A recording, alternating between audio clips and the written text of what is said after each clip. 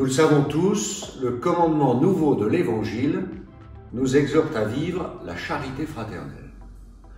En une société tellement fragmentée en archipels, sujette à la violence verbale et physique, en proie aussi à la dénonciation et à la délation, le mot de fraternité pleure et crie. Il est pourtant inscrit aussi sur les frontons de nos mairies.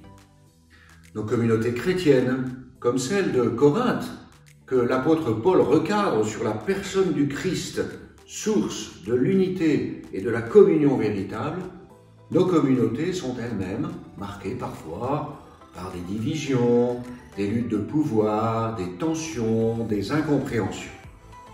Voilà donc un grand défi pour nous tous. Nous aimer les uns les autres comme Jésus nous aime. Cela passera par la conversion de chacun. Changer son regard sur l'autre, laisser de côté ses jugements téméraires, retenir sa langue de vipère, pardonner, sourire, faire l'éloge des autres, comme Jonathan fit à son père Saül l'éloge de David. C'est dans le premier livre de Samuel. Nous venons de vivre une journée des laïcs en mission ecclésiale passionnante sur les 5 essentiels de la vie chrétienne. Les célébrations de Saint-Vincent, avec les confréries et archi-confréries, une fête de l'unité des chrétiens tout à fait réussie, et une visite émouvante de l'archevêque de Mossoul.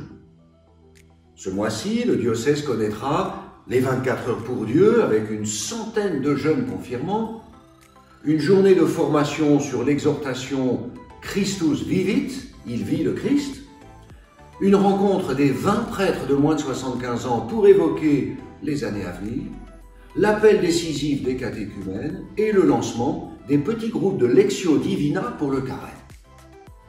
Je souhaite redire à chacun l'appel de Jésus à vivre la fraternité. Sur cette base, nous ferons l'Église d'aujourd'hui et de demain. Une Église qui laisse ses vieux démons de côté et se tourne vers la mission avec une joie rayonnante.